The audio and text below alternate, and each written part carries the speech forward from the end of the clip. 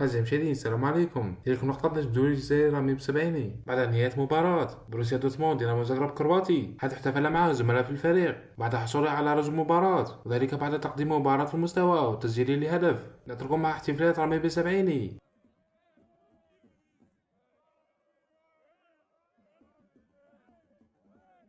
No, no, Rami! No, no, no. Rami!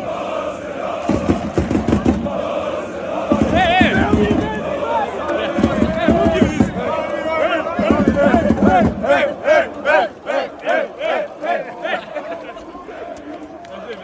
Rami! Vas-y. Hein?